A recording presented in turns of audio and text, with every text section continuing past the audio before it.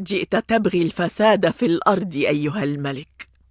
لو كنت كما تقولين لما أبقيت دابة على الأرض ولأحرقت جميع دياركم، ديار الكفر والضلال. لقد انفض الجميع من حولي خوفا منك ومن جنودك.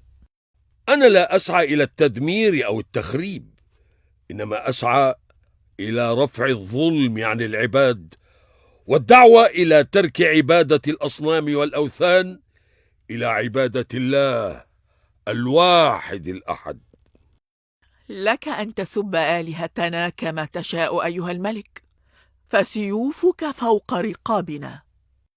أفيقي أيتها الضالة مما أنت فيه، إنها آلهة ابتدعتموها وأسماء سميتموها أنتم وآباؤكم، إنما هو إله واحد رب السماوات والأرض.